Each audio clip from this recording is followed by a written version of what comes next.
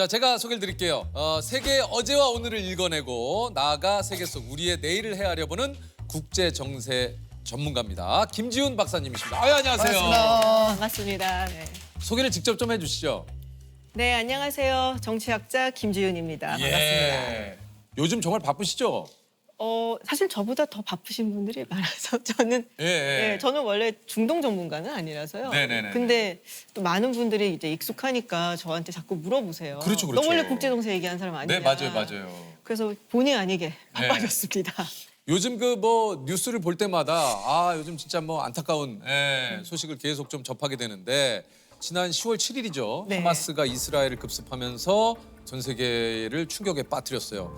팔레스타인 가자 지구를 통치하는 무장 정파 하마스가 이스라엘에 대규모 공격을 가했습니다. 가자 지구에서 날아온 로켓으로 최소 6명의 이스라엘 사람들이 목숨을 잃었고 이스라엘 남부에서는 팔레스타인 무장대원들이 민간인을 인질로 잡고 이스라엘군과 대치하고 있다고 현지 언론이 전했습니다.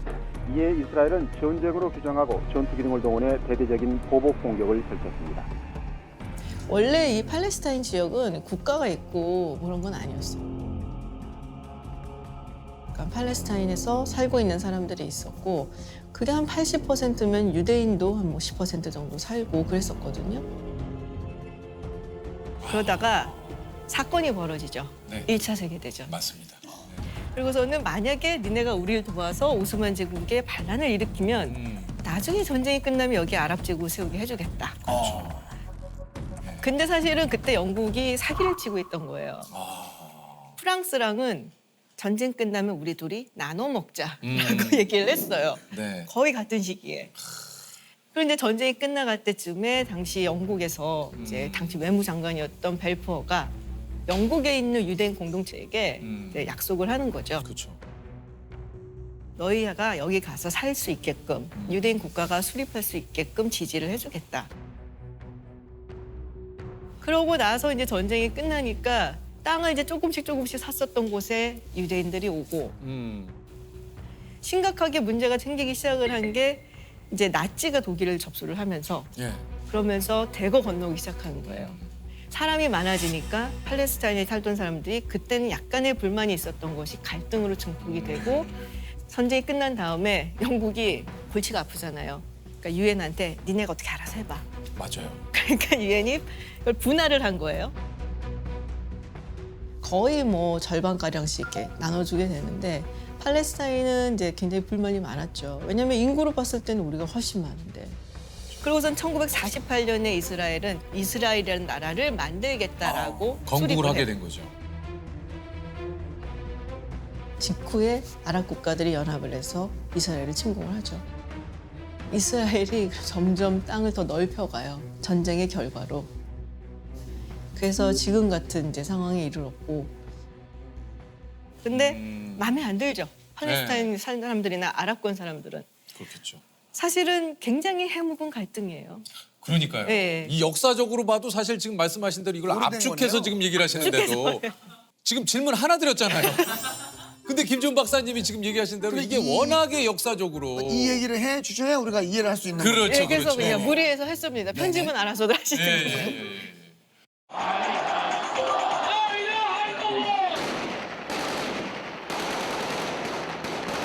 엄밀히 말하자면 이건 팔레스타인과 우리 하마스를 같이 놓고 볼 수는 없는 거죠.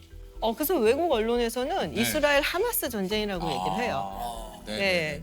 왜냐면은 지금 팔레스타인 사람들이 살고 있는 지역을 보면은 지금 이제 전쟁이나 폭격이 이루어지고 있는 곳은 가자 지구라서 약간 이제 서남쪽이죠, 맞아요. 이스라엘에. 그리고 서안 지구라는 곳이 또 있어요. 지금 이제 서안 지구 쪽은 그래서 이 팔레스타인 자치정부가 지금 통치를 하고 있고 가자 지구를 지금 통치를 하는 것이 바로 이 하마스라는 하마스죠. 사실은 서안 쪽이 아니라 이제 가자 지구의 지구. 하마스하고 하고 있는 거죠. 이게 좀 하마스에 대해서 좀 설명을 또 해주셔야 될 것 같아요. 이게 뭐 얘기를 들으면 또 계속해서 이게 꼬리를 물고 서안 쪽에 있는 팔레스타인 자치정부하고 하마스의 가장 큰 차이라고 본다면은 서안 지구 쪽은 그래도 이스라엘과의 어떤 공존 이런 거를 얘기를 한다면 하마스는 이 땅 안에서는 이스라엘은 없어야 된다. 그러니까 쫓아내고 여기는 예전처럼 우리가 이슬람 국가를 만들어야 된다. 이게 굉장히 큰 차이라고 할 수 있죠. 그러니까 네. 공존할 수가 없어요. 그러네요. 그래서 사실은 이제 무장투쟁도 굉장히 많이 했고 등장하고 나서 테러라고도 우리가 보통 얘기하는 그런 맞아요. 행동들을 많이 했죠. 이게 이제 하마스가 통치하는 가자 지구는 지붕 없는 감옥이다. 네. 예, 요렇게 좀 불릴 정도라고 하던데요. 하마스는 우리는 여전히 이스라엘을 인정하지 않고 무장투쟁을 멈추지 않겠다 하니까 서구에서 무슨 원조라든지 이런 것도 이제 중단을 하고 아하. 그리고서는 이제 2007년부터는 거기를 사실상 봉쇄를 했죠, 이스라엘이. 그 거대한 장벽을 세우게 되죠. 일단 물량이 너무 많은 것도 있고 그렇죠. 그리고 실질적으로 요번에 첫 번에 기습 공격을 했을 때 정말 많은 사상자가 나왔던 거는 미사일 공격이라기보다 패러글라이딩 타고 오고 불도저 밀고 오고 그런 민간인 마을에 가서 학살당한 사람들이 되게 많았어요. 아, 정말 너무 네. 가슴이 예, 아팠습니다.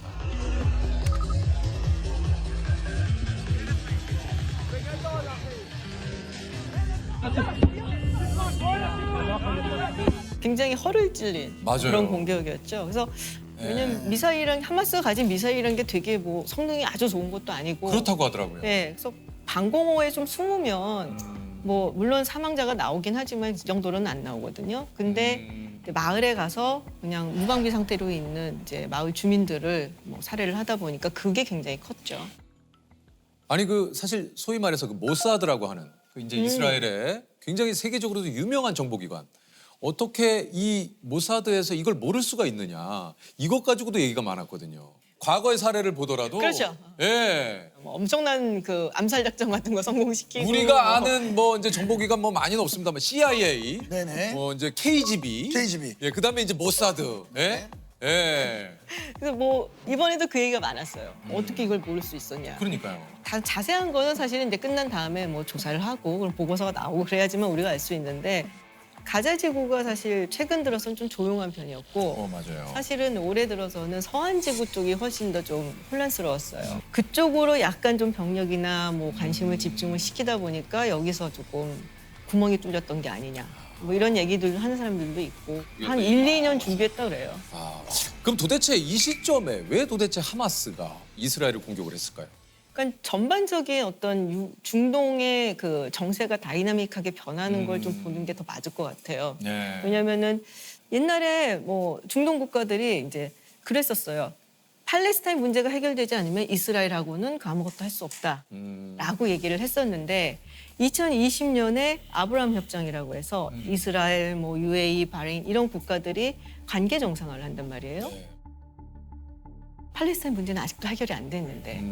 그러니까 이 국가들이 오일머니로 인해서 굉장히 부강한 국가가 됐는데 사실 이게 언제까지 이게 먹힐지도 모르고 오일에만 의존하면은 만약에 이 기름값이 떨어지면은 그렇죠. 그러면은 경제가 휘청할 수도 있고 그래서 뭔가 우리가 미래를 내다보고 좀 국가의 체질을 개선하자라는 프로젝트에 들어가죠. 대표적인 게 아랍에미리트 연합. 요즘 그 스포츠 스타들도 그래서 그 축구도 맞아요. 그렇죠. 알나스르 이런 데 가고. 막 세계적인 선수들이 이제 그 리그에서 사우디 리그로 가고 골프도 마찬가지죠. 맞아요. 예. 네, 리브. 좀 변하겠다라는 의지가 있는 건데 그러면은 이제 팔레스타인 이스라엘 해묵은 분쟁이나 갈등에 끼어들고 싶지는 않은 거예요. 예, 그러다 보니까 하마스 입장에서는 이대로 있으면 우리가 완전히 잊혀지는 게 아닌가라는 생각을 할 수밖에 없고 그리고 사실 사우디하고 이스라엘하고 관계 정상화를 하려고 했어요. 맞아요. 그게 추진이 되던 중이었고 뭐 10월 중에 된다 이런 얘기가 있었는데 그거를 보고 있자니 저기서 굉장히 고민스러운 나라가 하나 있는 거죠. 이란이라고. 이란이죠. 네. 예. 만약에 사우디가 이스라엘과 관계 정상을 하면은 그동안 눈치 보고 있었던 다른 이제 아랍 국가들 그리고 이슬람 국가들 이런 국가들도 이스라엘하고 훨씬 자유롭게 교류를 하고 그러면은 시아파 종주국이라고 하는 이란 입장에서는 굉장히 불안해지는 거죠. 그래서 그런 의미에서 많은 뇌피셜들이 이란이 뒤에 있는 게 아니냐라는 맞아요. 이야기들을 하고 그런 있는 얘기도 거죠. 하시더라고요. 이게 복잡하구만요, 이거. 복잡해요. 야, 이게 지금 뭐 박사님이 나와서 얘기를 해주시는데도 복잡해요. 어쨌든 이게 이제 지상전이 개시가 된다. 군인들이 가장 무서워하는 게 사실 시가전이거든요. 왜냐면은 그냥 이게 뚱뚱 때려 부시고 전장터에서 만나면 다 적이니까 이제 싸우는데 시가전은 저 뒤에 누가 있을지 몰라요. 그리고 민간인과 그리고 하마스를 어떻게 구분하기가 구분하겠어요? 힘들죠. 구분을 못하죠. 네.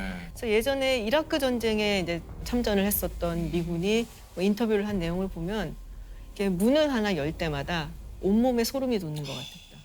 저 문 뒤에 누가 있을지 모르니까. 그만큼 두렵고. 이스라엘군은 공습을 지속해 지금까지 땅굴 400여 개를 폭파했다고 밝혔습니다. 그 가자 지구에 하마스가 파놓은 땅굴이 네. 뭐 거의 400에서 500km 정도 된다고 얘기를. 원래 옛날부터 거기를 통해서 이제 뭐 음식물도 뭐 생필품도 맞아요. 하고 그리고 뭐 군수물자 같은 것도 네. 거기를 통해서 하고.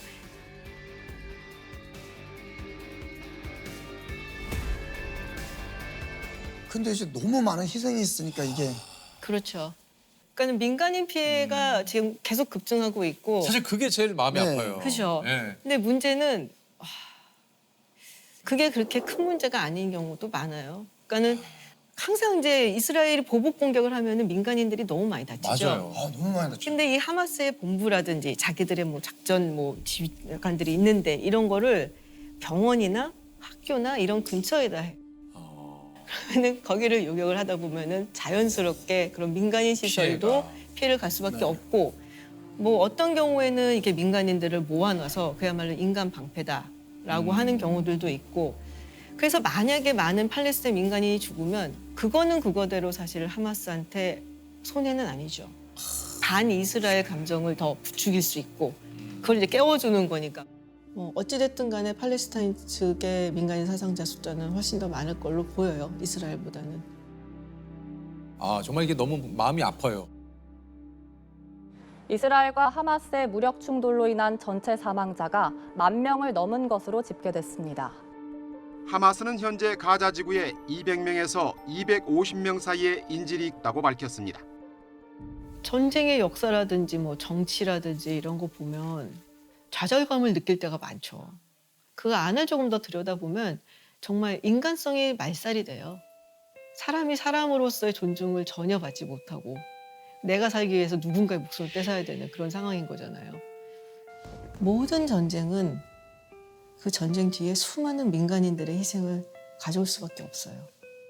이스라엘과 하마스가 인질 50명을 석방하는 대신 4일간 휴전하기로 합의했습니다. 일시 휴전이 종료된 뒤에는 전투를 재개하겠다는 입장이고 국경의 긴장감도 여전합니다. 지금 전쟁이 일어난 지 한 달 반이 좀 넘었는데, 그러니까 적정한 순간이 오면은 멈추겠죠. 하마스도 그렇고 이스라엘도 계속해서 전쟁을 뭐 이끌어 나가기에는 경제적인 부담이 너무 크니까. 근데 그게 우리가 종전이라고 말할 수 있을까? 그거는 물음표죠. 언제고 다시 일어날 수 있는데 이건 사실 그렇잖아요. 근데 또 인류 역사를 보면 해결 방법이 없어 보여도 이제 기적적으로 방법을 이끌어내는 경우도 있거든요. 그래서 우리가 더 이상 전망하고 예측하고 분석할 필요 없게 빨리 전쟁이 끝났으면 좋겠다. 그 마음을 갖고 있습니다.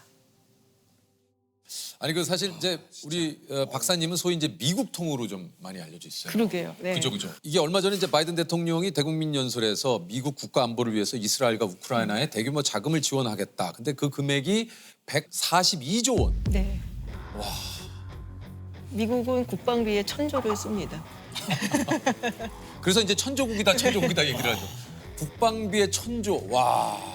이게 비행기가 한 번 뜨는데도 1시간당 몇 천만 원의 돈이. 그렇다고 하더라고요. 그 한 척을 움직이는 데 드는 돈이 그 비용이 어마어마하대요. 어마어마하다. 그러니까 천조국이라는 얘기를. 네. 혼자 움직이지 않잖아요. 저 다 같이 가잖아요. 이 구축함, 잠수함, 뭐 또 예, 와.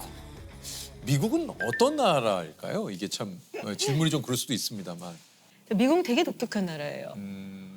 일단은 정치 시스템에서 봤어도 우리는 이제 바이든 대통령 맨날 나오니까 뭐 미국의 짱은 바이든 뭐 이렇게 생각을 하지만 실제 미국 정치의 중심은 의회예요. 네, 미국 헌법에 보면은 가장 먼저 나오는 게 의회에 관한 거예요. 왜냐면 가장 중요한 거니까. 그리고 제가 되게 흥미롭다라고 여겼던 게 The United States of America라고 하잖아요. 이게 단수일까요? 복수일까요?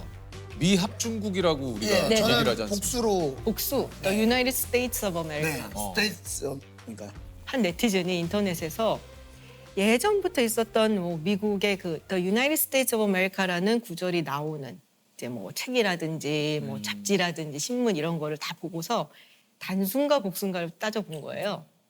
초반에 미국이 건국하고서는 복수를 많이 썼어요.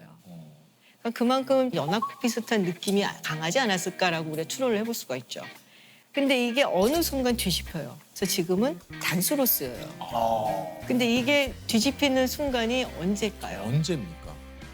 남북전쟁 이후. 아, 그것뿐이 아니고 사실 이 노예제 때문에 남부의 11개 주가 연방에서 나가겠다 해서 그걸 막으면서 일어난 거거든요.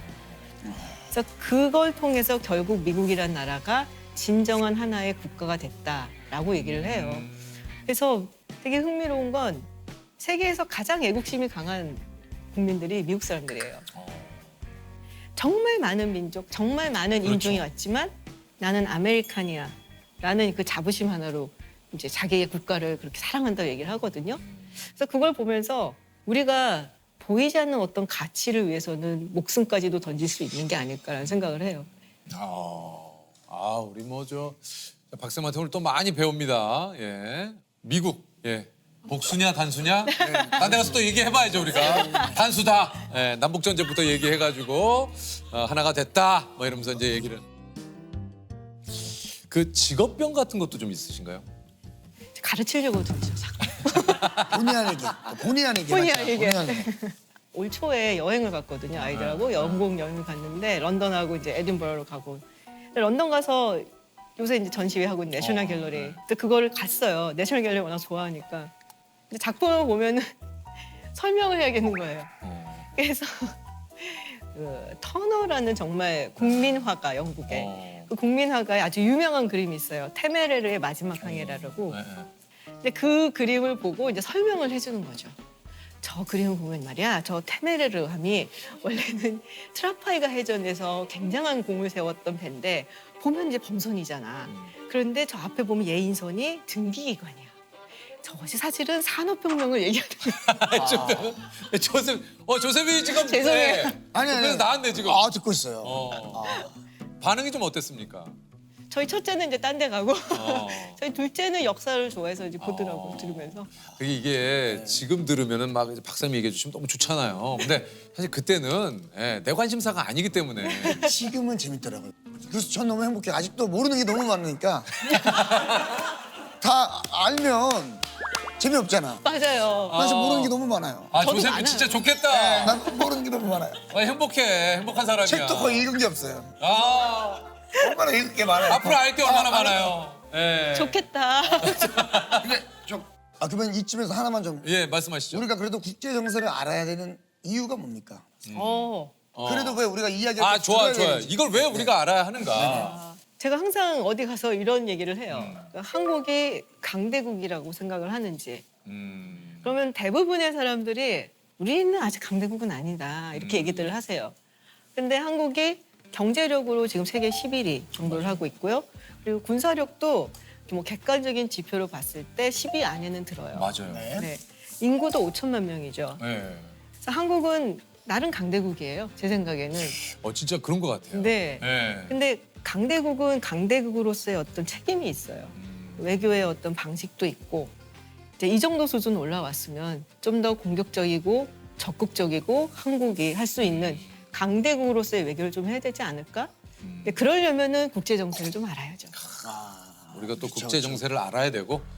예. 2차 세계대전 이후에 새로 나타난 신생 민주주의 국가들 중에서 경제 발전과 민주주의를 같이 이렇게 이뤄낸 국가는 정말 드물어요. 한국에 대해서만큼은 더 자부심을 가져도 된다고 생각을 해요. 그리고 강대국이다라고 생각을 해도 되고, 그리고 강대국이기 때문에 그에 걸맞는 책임 있는 외교를 할 필요가 있다. 팔레스타인에 이제 뭐 보내는 것도 우리가 뭐 하마스 편을 드는 게 아니고 그거는 팔레스타인 민간인들한테 구호품을 보내는 거거든요. 그게 강대국의 책임이에요.